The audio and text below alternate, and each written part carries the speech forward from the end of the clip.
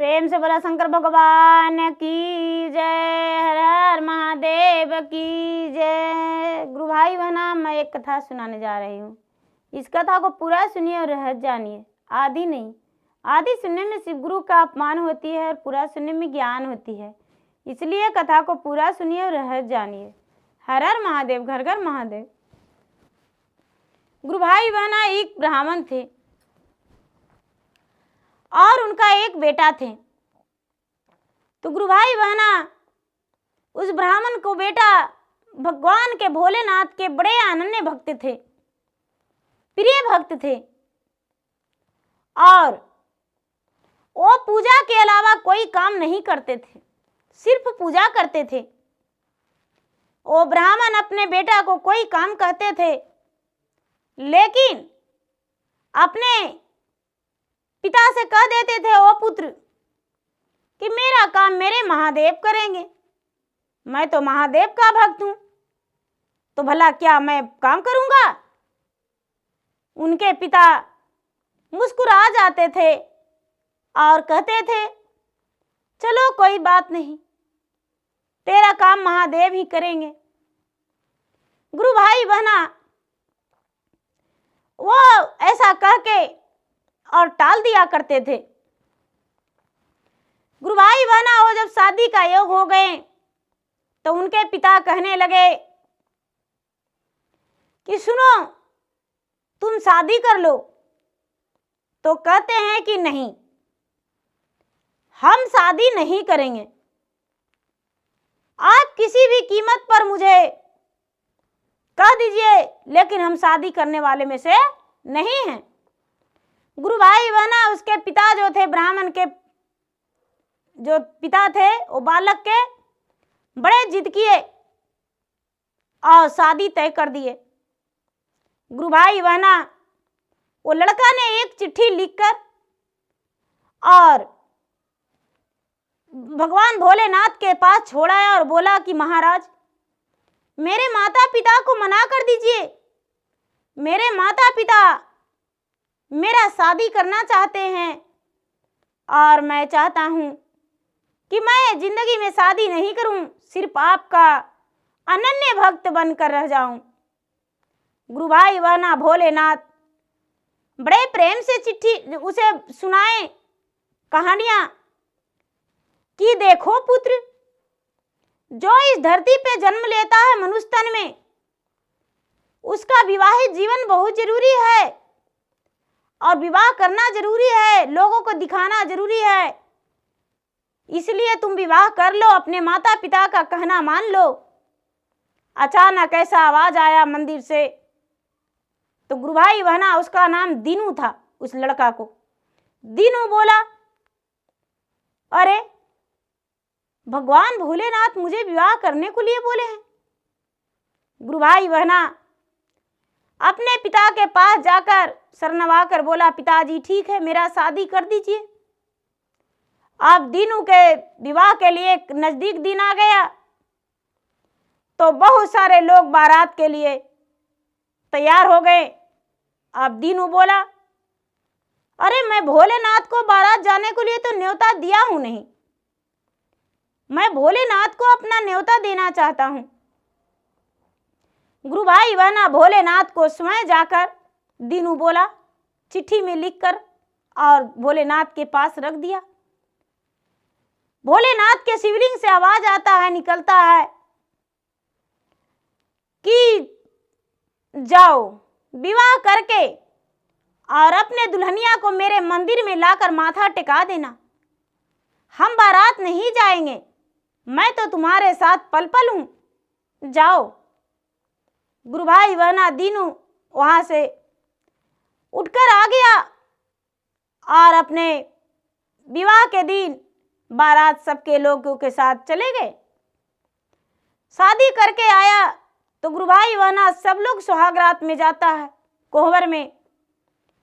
तो दीनू भी कोहबर में गया और अपने पत्नी को बोला, देखो मुझसे कोई आस नहीं करना, मैं तो सिर्फ भोलेनाथ पे भरोसा रखता हूं, मेरे भोलेनाथ सब कुछ करते हैं, मेरे भोलेनाथ जो हैं खर्च मेरा पूरा करते हैं और मैं भोलेनाथ के भरोसे हूं, लेकिन तू मेरा भरोसा मत करना।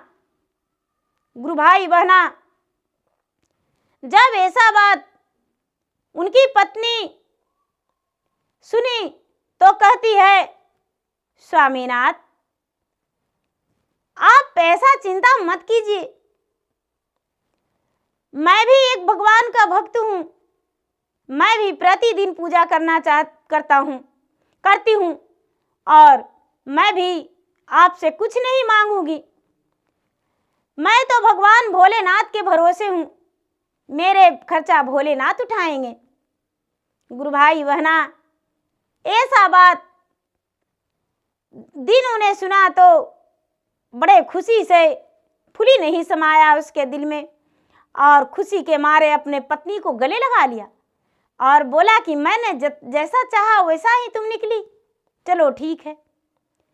गुरु भाई बहना, अब जो भी सामान घटता था वो पत्नी चिट्ठी लिख के अपने पति को देती थी और ये जो दीनू था, दीनू भोलेनाथ के पास धर देता था। गुरु भाई बहना, भोलेनाथ इसका स्वीकार कर और कहते थे कि मंदिर में जो रुपये रखा है वो रुपये लेकर और अपना खर्चा पूरा कर लो।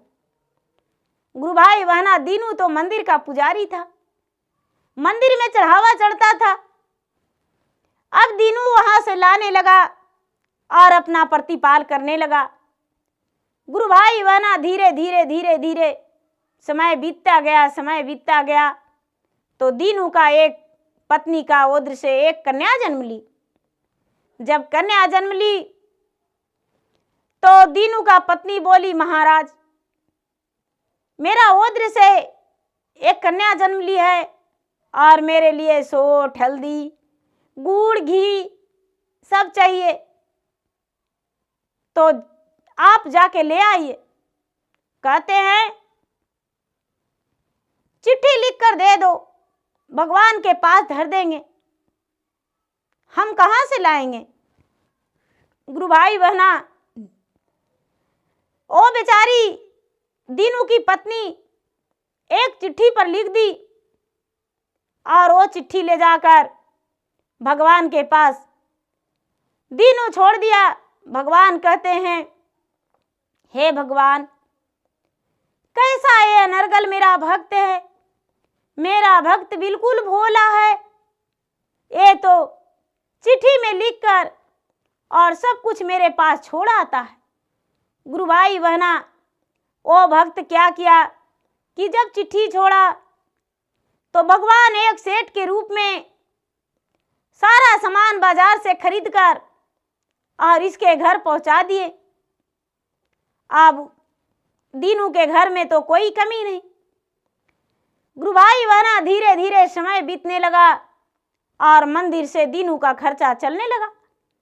समय बीतते बीतते दीनू का बेटी जो थी वो 15 साल की हो गई।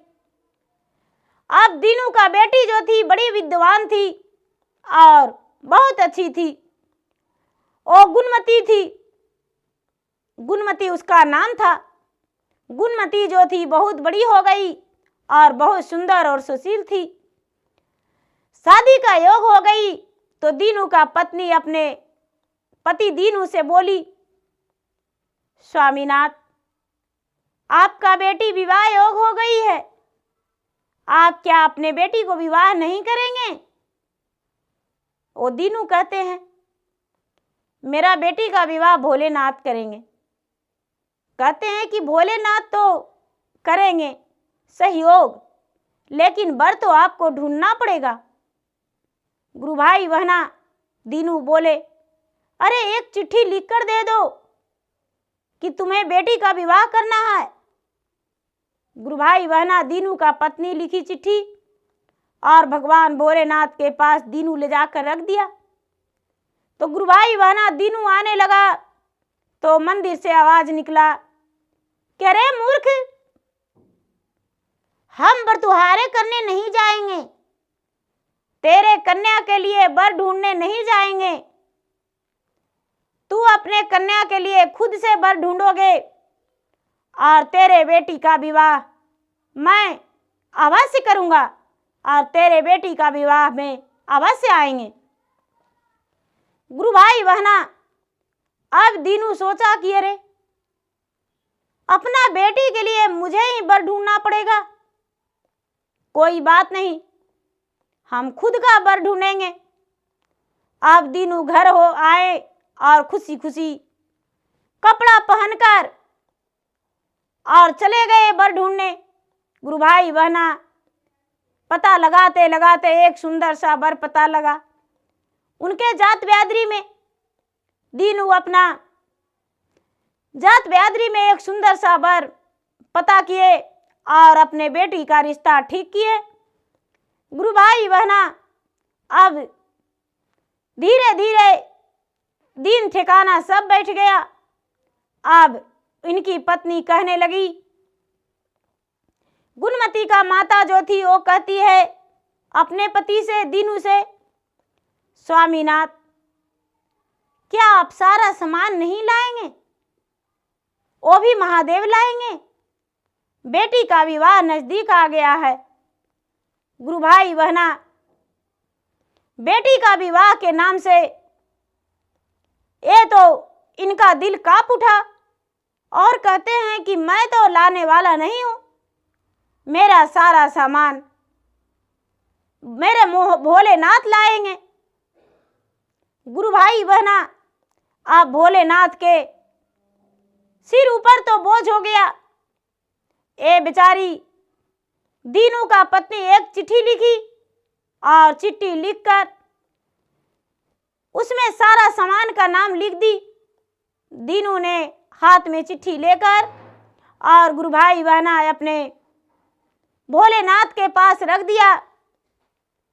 भोलेनाथ के पास रख दिया और भोलेनाथ ने पूरा चिट्ठी का सामान एक सेठ का रूप धारण कर लिए और अपने नंदी का, गुरु भाई बहना अपने नंदी का और अपने शेषनाग जो बासुकीनाथ उनका जो गले में पड़ा था, गुरु भाई बहना दोनों का सुंदर सुंदर बालक बना दिए और दोनों 18-18 साल का बालक बन गया, नौजवान बन गया और दोनों का हाथ में झोला थमा दिए। उनके द्वार पे एक गाड़ी आकर लग गया और गाड़ी में सारा सामान शादी का, नून से तेल तक, साबुन, शराब, चीनी, डालडा, जो भी खर्च था, आटा, चावल, गुरु भाई बहना, अर्तन बर्तन, बेटी के कपड़ा, गहना, सारा सामान पूरा वहां पे आके लग गया।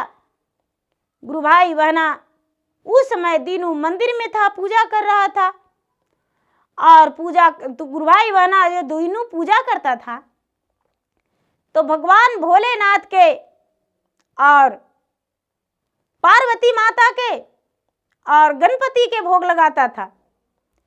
तो गणपति इनका भोग को खा जाते थे और भोलेनाथ और पार्वती नहीं खाते थे। तो ये बड़े नाराज रहते थे कि मैं तो भोग लगाता हूं और गणपति, ए मोटू, ए पेटू मेरा भोजन खा जाता है और पेट निकाल लिया है। बड़े गुस्से में रहते थे। गुरु भाई बहना उस समय पूजा कर रहे थे और दीनू का पत्नी गुणमती का माता निकली घर से तो कहती है कि ये सामान कौन भेजे हैं? तो ये सामान सेठ जी भेजे हैं। दीनू बोले थे, दीनू ऑर्डर दिए थे तो सारा सामान आ गया। गुरु भाई बहना, दीनू का पत्नी सारा सामान घर में रखवा दी और कहती है कि बोले थे कि कर्जा महाजन लेकर और सामान ले आइए। तो बोले कि मैं कर्जा क्यों लूंगा, महादेव लेंगे कर्जा। आखिर सामान तो उन्हीं का लाना पड़ा। सारा सामान ले आए, मुझे जानने भी नहीं दिए। मैं उन्हें बोला कितना प्यार से, लेकिन अपना पसंद से लाए मुझे बाजार जाने भी नहीं दिए। मन ही मन गुरु भाई बहना दीनू का पत्नी सोचने लगी और कहती है कि चलो कोई बात नहीं, मेरे पति अपना पसंद से सारा सामान लाए, चलो अच्छा है, मुझे नहीं जाना पड़ा।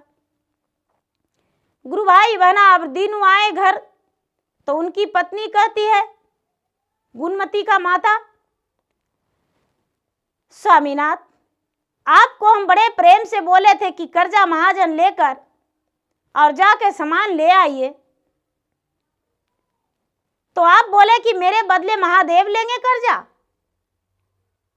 देखिए तो आप पूजा आज नहीं करने गए, सामान लाने गए थे ना। कहते हैं दीनू, अरे तू नहीं जानती हो, बड़ी भोली हो रे, मैं तो सुबह पूजा के थाल लेकर गया था, देखो पूजा करके आ रहा हूं, मैं कोई सामान नहीं लाया हूं, ये भगवान ही भेजे होंगे। गुरु भाई बहना उनकी पत्नी ठठा के हंस गई और कहती है कि भगवान सामान भेजते हैं, चलो ठीक है। गुरु भाई बहना अब सारा गांव में न्योता देने का बात आ गया परिवार की यहाँ, रिश्तेदार की यहाँ। तो दीनू कहते हैं कि हम सबसे पहले भोलेनाथ को निमंत्रण करेंगे, उसके बाद ही परिवार के यहाँ जाएंगे। उनकी पत्नी चिट्ठी लिखी और चिट्ठी लिखकर उसमें सबसे पहले भोलेनाथ का निमंत्रण ये देने गए। लेकिन निमंत्रण में सबको निमंत्रण दिए, माता पार्वती को, कार्तिक को, गण और भोलेनाथ को, नंदी को, लेकिन गणपति का निमंत्रण नहीं दिए। अब गणपति कहते हैं कि पिताजी, मैं तो दीनू का बेटी का विवाह में अवश्य जाएंगे, क्योंकि सारा दिन मुझे वो भोग खिलाता है, मेरा पूजा करता है, मुझसे झगड़ा करता है, मेरा दोस्त के बराबर है, मेरा भाई के बराबर है और मेरा भक्त भी है। उसका बेटी का विवाह में क्या हम नहीं जाएंगे तो उसका बेटी का विवाह हो जाएगा? नहीं होगा। गुरु भाई बहना भगवान भोलेनाथ बोले, चिंता मत करो, बिना तुम्हें लिए हम नहीं जाने वाले हैं। गुरु भाई बहना जब दीनू भोलेनाथ के निमंत्रण देकर चला गया और सारा परिवार के यहाँ न्योता देकर और लौट जाता था और सवेरे भगवान को पूजा करके उसके बाद कहीं जाता था, क्योंकि भगवान का पूजा उसका सारा काम से बड़ा था। गुरु भाई बहना अब तो विवाह का दिन भगवान भोलेनाथ के जाके बोला, महाराज मेरा बेटी का विवाह में आपको चलना होगा और साथ में मैया पार्वती भी चलेंगे, और उतना ही नहीं कार्तिक भी चलेंगे, नंदी भी चलेंगे, लेकिन गणपति को नहीं ले जाएंगे। गुरु भाई बहना अब मंदिर में से आवाज आने लगा, गुरु भाई बहना मंदिर में से आवाज आने लगा और आवाज यही आने लगा कि दीनो सुनो, बिना गणपति का विवाह कैसे होगा और हम कैसे जा सकते हैं? हम तो पत्थर का मूर्ति हैं और पत्थर का मूर्ति बनके और इस मंदिर में रह रहा हूं, तो मैं तुम्हारे बेटी का विवाह में कैसे जाएंगे?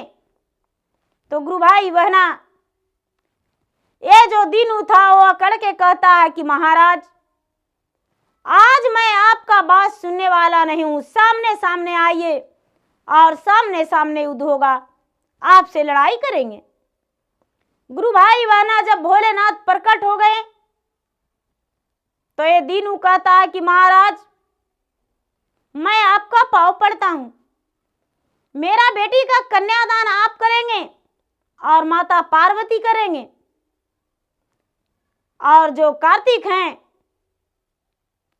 वही लावा छीटेंगे। गुरु भाई बहना,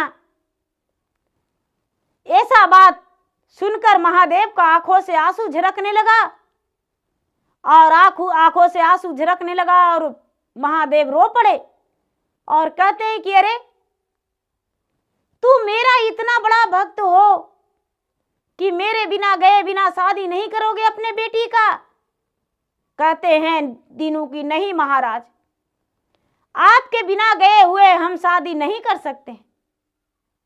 आप जब तक नहीं जाएंगे तब तक हम शादी नहीं करने वाले हैं। गुरु भाई बहना, जब ऐसा बात भगवान बोले तो दीनू बोले कि देखिए महाराज, आपको जाने का उपाय, आप एक सेठ बन जाइएगा। जैसे सेठ बन के मेरे घर सामान पहुंचा दिए, उसी तरह सेठ और मैया पार्वती सेठानी बन जाएंगे, और सेठानी का बेटे बन जाएंगे नंदी, और सेठानी का बेटा बन जाएंगे कार्तिक। लेकिन गणपति को नहीं लाइएगा, ये मेरा घर में जाएगा और सारा भोजन खा जाएगा। खा खा के इतना बड़ा पेट कर लिया है। गुरु भाई बहना, ऐसा बात जब महाराज सुने भोलेनाथ, तो कहते हैं कि सुनो, जब नंदी नहीं जाएगा तो तेरा घर विवाह नहीं हो पाएगा। जब गणपति नहीं जाएगा तो तेरा बेटी का कन्या का विवाह हो जाएगा। बिना गणपति के पूजा के कोई कार्य शुभ नहीं होता है। तो बोले कि तो ठीक है महाराज, नंदी के लाइएगा, लेकिन इसे मना कर दीजिए, मेरा घर में कुछ नहीं खाएगा। तो गुरु भाई बहना, नंदी बोले कि हे दीनू, हम तुम्हारे घर कुछ नहीं खाएंगे, लेकिन तुम्हारा कन्या का विवाह अपना बहन के बराबर उसका कन्यादान करके, उसका लावा छीट के और हम लौट आएंगे। तू मेरे पिता को एक दोस्त के बराबर है, मेरे पिता का एक भक्त ही नहीं, मेरे पिता का एक दोस्त है, और मैं तुम्हारे पुत्री का हर विध रस्म करूंगा, उसका भाई का। कहने लगे कि ठीक है। गुरु भाई बहना, अब उस दिन बारात आने का था, और इनके घर इन मंदिर में बिता रहे थे दीनू। गुरु भाई बहना, ये जो माता पार्वती थे एक सेठानी बन गए, और भोलेनाथ एक सेठ जी। गुरु भाई बहना, नंदी जो थे, नंदी एक बालक बन गए 18 साल के, और गणपति कार्तिक 3 बालक, और 2 प्राणी है 5 प्राणी। गुरु भाई बहना, तो इनका जो बासुकीनाथ थे वो कहने लगे कि महाराज, हम कहाँ रहेंगे, हम भी साथ में चलेंगे। गुरु भाई बहना, तो गंगा माता कहते हैं कि हम कहाँ रहेंगे, हम भी विवाह में जाएंगे। अब दीनू पंडित तो आसन मार के बैठ गए और कहते हैं कि नहीं नहीं, मैं इन्हें ले जाने वाला नहीं हूं, हम जयवे नहीं करेंगे, मेरा बेटी का विवाह हो या नहीं हो, लेकिन गंगा को नहीं ले जाएंगे, मेरा आंगना में तो गंगे उमड़ल रहेगा। गुरु भाई बहना, अब भोलेनाथ तो चुपचाप सेठ के रूप में उनका फाय फाय नाक कर रहा है गला में। कहते हैं कि आंगना में आप बैठिएगा, और गला में जो नाग है जो चारों तरफ घूर घूर के सगरों फन मारेगा, फुफकारेगा, तो लोग मेरा आंगना में कोई नहीं बैठेगा, सारा बारात भाग जाएगा, तो विवाह कौन किसको होगा, दूल्हा भाग जाएगा। गुरु भाई बहना, जब ऐसा बात दीनू कहते हैं, तो ये गंगा, ये जो इनका गले में नाग था, वो बोला कि महाराज सुनिए, आपके बेटी का विवाह में जाएंगे तो जरूर, लेकिन भोलेनाथ का एक सुंदर गले के सोने का हार बन जाएंगे। गुरु भाई बहना, भोलेनाथ के गले का एक सुंदर हार बन गया नाग। और गंगा माता कहने लगे कि देखो, विवाह में तो हम जयवे करेंगे, एक बूंद जटा में हम बस जाएंगे, बस सिर्फ एक बूंद, और एक बूंद छटाक हम सिर के ऊपर रह जाएंगे, और उस प्रकार से हम जाएंगे। गुरु भाई बहना, अब गले के हार सुंदर बन गया नाग, और गंगा माता जटा के ऊपर एक बूंद बंध गए। गुरु भाई बहना, अब भगवान भोलेनाथ और नंदी, कार्तिक, गणपति, पार्वती और दीनू सब घर आ गए। जब आए तो बारात भी उधर ढोल मजीरे के साथ द्वार लग गया। जहां भला भोलेनाथ स्वयं वहां पहुंच गए तो बारात का स्वागत का क्या कमी, और उनको फिर क्या कहना। गुरु भाई बहना, बारात को स्वागत में कोई कमी नहीं, प्रेम से बारात वहां पर रुक गए और बेटी का विवाह का भी होना शुरू हो गया।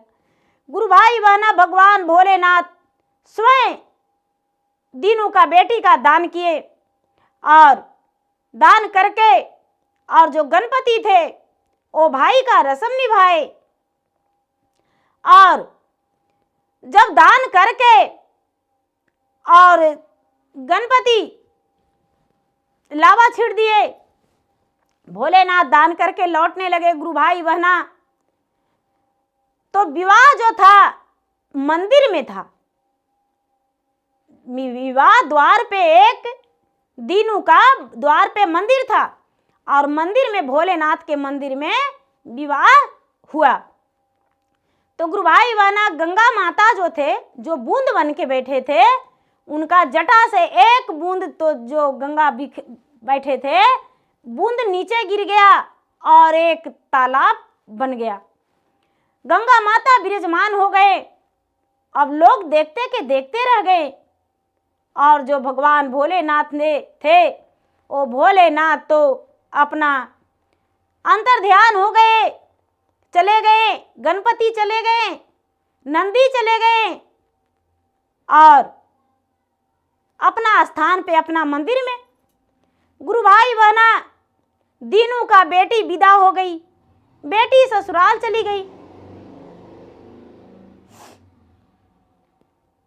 गुरु भाई बहना, दीनू का बेटी विदा हो गई, बेटी ससुराल चली गई। अब कहते हैं ये जो गुरु भाई बहना दीनू कि हे भगवान भोलेनाथ, आप यदि नहीं रहते तो मेरा बेटी का विवाह नहीं होता। उनकी पत्नी कहती है कि चुप रहिए, आप तो बोले थे कि मेरे विवाह, बेटी का विवाह में आएंगे भोलेनाथ, तो कहाँ गए भोलेनाथ, क्यों नहीं आए? जो चावल और सब कुछ सामान पहुंचाने आए थे वही दान किए कन्या। कहते हैं दीनू, अरे प्रिय, तू नहीं जानती हो, वो मेरे स्वयं भोलेनाथ थे, और मेरे मैया पार्वती, और मेरा भाई गणपति, और नंदी, और कार्तिक। गुरु भाई बहना, अब कहती है बेचारी उनकी पत्नी, दीनू का पत्नी की महाराज, क्या हम पूजा नहीं करते थे? जो मुझसे छल किए आप नहीं बताए? बोले कि यदि बता देते तो नारी का जात ऐसा होती है कि हजारों मुंह में चला जाता कान में कि भोलेनाथ हैं, तो उन्हें तो लोग परेशान कर देते और बेटी का विवाह भी नहीं होता, इसीलिए किसी को हम नहीं बताए। गुरु भाई बहना, अब बेचारी दीनू का पत्नी और दीनू दोनों मंदिर गए। दीनू कहने लगे, भोलेनाथ मुझे दर्शन दिए, मेरा पत्नी का भी दर्शन दीजिए। आप सिर्फ मुझे दर्शन दिए हैं, और मेरा पत्नी का दर्शन नहीं दीजिएगा तो मेरा पत्नी तो मुझे परेशान करते रहेगी और मुझसे ज़्यादा मेरा पत्नी आपका सेवा करती है। हे भगवान, मेरा पत्नी का दर्शन दे दीजिए। गुरु भाई बहना, भगवान भोलेनाथ, मैया पार्वती और नंदी, कार्तिक गणपति सब दर्शन दिए। और ये जो बेचारी दीनू का पत्नी थी जाके सबको चरण छुई और चरण छू के पूजा पाठ करके और अपना आशीर्वाद ली। गुरु भाई बहना, ये जो बेचारी उनकी पत्नी थी वो बोली कि हे भगवान, आप यदि नहीं रहते तो मेरा बेटी का विवाह नहीं होता। गुरु भाई बहना, भगवान बोले बेटी, जिस पे भरोसा रखते हैं वो नैया पार कर देते हैं। तो दीनू ने मेरा भरोसा किया तो मैंने उसका कार्य का सफलता बनाया, विजय प्राप्त हुआ, उसका कार्य पूरा हो गया। तो गुरु भाई बहना, सच्चे मन से, हृदय से अगर जो ठान लेते हैं, किसी पे भरोसा कर लेते हैं तो उनकी भरोसा को भगवान टूटने नहीं देते हैं, भगवान उनका भरोसा पूरा करते हैं। तो गुरु भाई बहना, मेरा वीडियो अच्छा लगे तो मेरा वीडियो का लाइक करें और मेरे चैनल पे यदि नए हैं तो मेरा चैनल का सब्सक्राइब करें, शेयर करें। और मैं इंस्टाग्राम पे भी हूँ, मैं फेसबुक पे भी हूँ, मेरा फेसबुक पे फॉलो करें, लाइक करें, शेयर करें। धन्यवाद। हर हर महादेव, घर घर महादेव।